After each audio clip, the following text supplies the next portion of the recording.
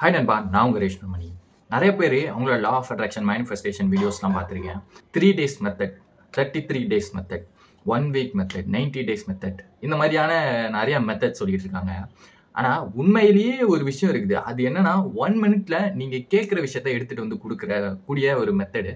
இந்த மெத்தடை நம்ம கரெக்டாக பண்ணோம் அப்படின்னா நமக்கு தேவையான எல்லா விஷயமும் கிடைக்கும். ஆனால் கரெக்டாக பண்ணுறது அப்படிங்கிறது மிகப்பெரிய கஷ்டம். இந்த மெத்தடை நீங்கள் எங்கேயுமே கேள்விப்பட்டிருக்க மாட்டீங்க, யாருமே சொல்லியிருக்க மாட்டாங்க. ஏன்னா நம்ம சேனலில் மற்ற வீடியோஸ் மாதிரியே இது என்னோட எக்ஸ்பீரியன்ஸும் நம்மளோட சப்ஸ்கிரைபர்ஸோட எக்ஸ்பீரியன்ஸும் தான். ஆக்சுவலாக இந்த மெத்தடை பற்றி நான் முன்னாடியே வீடியோ போட்டிருப்பேன். அந்தளவுக்கு டீட்டெயில்டாக கிடையாது. இப்போது இந்த மெத்தடை நான் எப்படி கண்டுபிடிச்சேன், அதை எப்படிலாம் நம்ம யூஸ் பண்ணேன் அப்படிங்கிறத பற்றி டீட்டெயிலாக பேச போகிறேன். ஸோ நம்ம சேனல் சப்ஸ்கிரைப் பண்ணல அப்படின்னா சப்ஸ்கிரைப் பண்ணிக்கோங்க.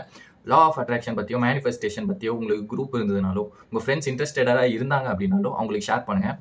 வாங்க வீடியோக்குள்ளே போகலாம்.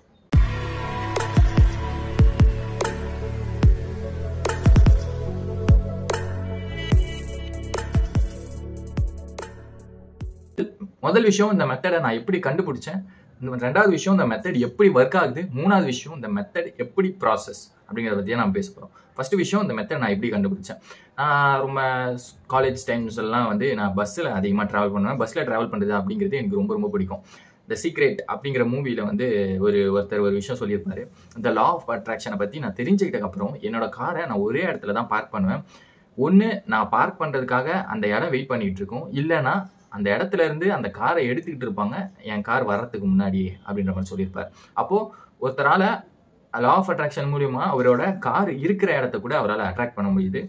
அந்த இடத்துல நான் பார்க் பண்ணோம், அந்த இடம் தான் எனக்கு வேணும் அப்படின்னு சொல்லிட்டு அட்ராக்ட் பண்ண முடியுது அப்படிங்கிறது தான். ஸோ அதை நான் இன்ஸ்பயர் பண்ணிவிட்டு நான் நிறையா லா ஆஃப் அட்ராக்ஷன் மெத்தட்லாம் ட்ரை பண்ணேன். எதுக்குன்னா, நான் பஸ்ஸில் போகிறேன் அப்படின்னு சொன்னேன் இல்லையா, பஸ்ஸு வர்றதுக்கும் பஸ்ஸில் எனக்கு சீட்டு கிடைக்கிறதுக்கும் கரெக்டாக அப்படி நான் ஒர்க் பண்ணும்போது இது ரொம்ப சின்ன ஒரு இதுதான். ஆனால் இதுதான் இது பேசிக்ஸ் அப்படிங்கிறது எல்லாத்துலேயுமே ஒன்று தான். லா ஆஃப் அட்ராக்ஷன் பொறுத்த வரைக்கும், யூனிவர்ஸ் பொறுத்த வரைக்கும் சின்ன விஷயம் பெரிய விஷயம் கிடையாது, எல்லாமே ஒன்று தான். அப்போது இந்த மெத்தடை நீ எல்லா விஷயத்துக்கும் யூஸ் பண்ண முடியும். ஸோ அந்த மாதிரி நான் ட்ரை பண்ணிகிட்டு இருக்கேன். நிறைய விஷயங்கள் ட்ரை பண்ணுறேன், ஆனால் நடக்க மாட்டேங்குது. சில நேரங்களில் நடந்துடுது. எப்படி நம்ம லா ஆஃப் அட்ராக்ஷன் ஒர்க் பண்ணும்போது சிலது திடீர்னு வேலை செய்யும், சில டைம் வேலையே செய்யாது. அப்போது அதில் ஒரு பிரச்சனை இருக்குது. ஏன்னா ஒரு நாள் ஃபுல்லாக வேலை செய்கிறது, அடுத்த நாள் ஏன் வேலை செய்ய மாட்டேங்குது அப்படின்னா இந்த ப்ரொசீஜரில் ஏதோ ஒரு ப்ராப்ளம் நம்ம உருவாக்குறோம் அப்படிங்கிறது தான். ஸோ நான் இந்த பஸ் இந்த டைமுக்கு வரணும், இந்த பஸ்ஸில் நான் இங்கே உட்காரணும் அப்படின்னு சொல்லிட்டு யூஸ் பண்ணுறேன், மேனிஃபெஸ்ட் பண்ணுறேன், அட்ராக்ட் பண்ணுறேன். ஆனால் சில நேரங்கள் நடக்குது, சில நேரங்களில் நடக்க மாட்டேங்குது. அப்போது எப்பப்பெல்லாம் நடக்குது அப்படின்னு சொல்லிட்டு வீட்டில் உட்காந்து நான் யோசிக்கும் போது, நம்ம என்ன தப்பு பண்ணுறோம் அப்படின்னு சொல்லிட்டு யோசிக்கும் போது அங்கே மாட்டிச்சு ஒரு விஷயம். என்னன்னா, நான் ஒரு விஷயத்த நான் பண்ணுறேன் அப்படின்னா, இந்த லா ஆஃப் அட்ராக்ஷனோ இதில் மேனிஃபெஸ்டேஷனோ நான் ஒர்க் பண்ணுறேன் அப்படின்னா, ஒர்க் பண்ணிவிட்டு அந்த இடத்துல மறந்துடுறேன்.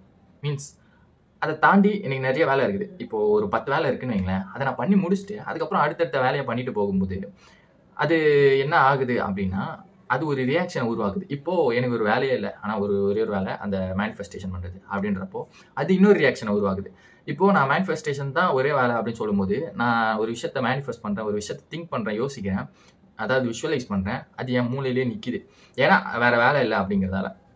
இன்னொரு சினாரியோவில் இன்னொரு நாள், அந்த நாளில் நான் மேனிஃபெஸ்ட் பண்ணுறேன், நான் விஷுவலைஸ் பண்ணுறேன், ஆனால் அதை நான் மறந்து அடுத்த கட்டத்துக்கு போகிறேன், அடுத்த வேறு வேலையை பார்க்குறேன்.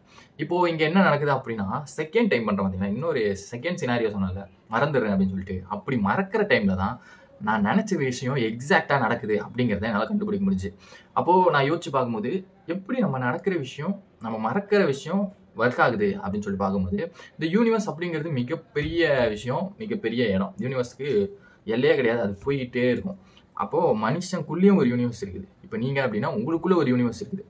அந்த யூனிவர்ஸில் தான் நீங்கள் யோசிக்கிறீங்க, மேனிஃபெஸ்ட் பண்ணுறீங்க எல்லாமே.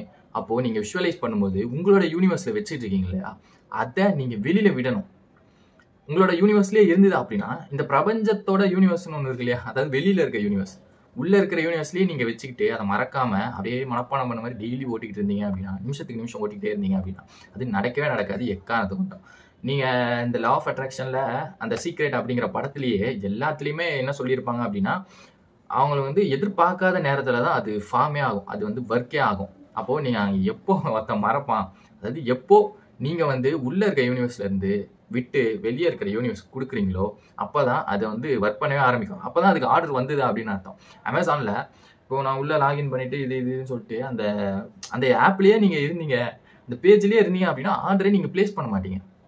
ஆர்டர் பிளேஸ்ட் அப்படின்னா அது மறைஞ்சு போயிடும், வேற இடத்துக்கு போயிடும். அந்த மாதிரி தான் நீங்கள் வந்து விஷுவலைஸ் பண்ணிவிட்டு அதை கொஞ்சம் வேற அடுத்த பேஜுக்கு போகணும். உங்களுக்கு வேலை இருக்குதா இல்லை ஏதோ ஒரு விஷயம் இருக்குதா, அடுத்த பேஜுக்கு போனால் தான் அது மேலே இருக்க யூனிவர்ஸ் போகும். அப்போ தான் அது ஒர்க்காக ஆரம்பிக்கும். நான் இந்த டெக்னிக்கை யூஸ் பண்ணக்கப்புறம் சில பேர்லாம் கேட்பாங்க, என் கூட நிறைய பேர் வருவாங்க, அவங்களுக்குலாம் சீட்டு கிடையாது, உனக்கு மட்டும் எப்போ சீட் கிடைக்குது அப்படின்ற மாதிரி கேட்பாங்க.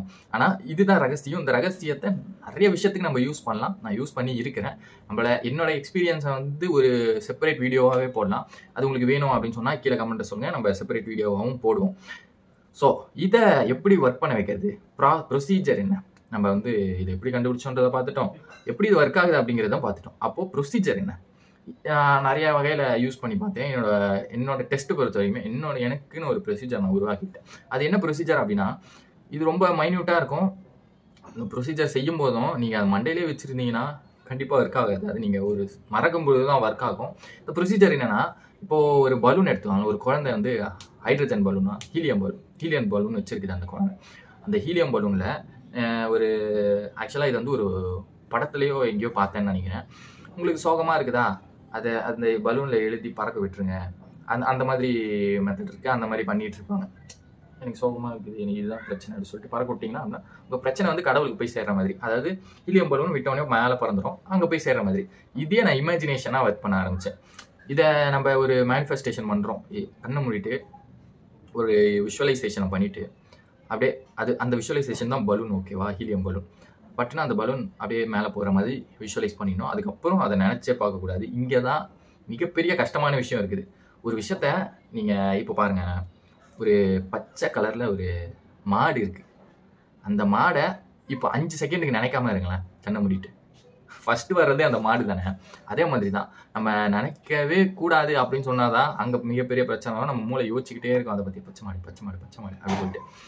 அப்போது இந்த விஷயத்துலேருந்து வெளியே வரணும். இதை வந்து பண்ணி பாருங்கள். வெளியே வர்றது அப்படிங்கிறது மிகப்பெரிய கஷ்டம் தான். ஆனால் அதை பண்ணால் தான் கிடைக்கும். அதாவது தென்னைமரம் ஏறினா தான் தேங்காய் கிடைக்கும் அப்படிங்கிற மாதிரி தான். இதை பண்ணால் தான் அந்த லா ஆஃப் அட்ராக்ஷன் 1 மினிட்குள்ளே வேலை செய்யும். ஸோ இதை பண்ணி பாருங்கள்.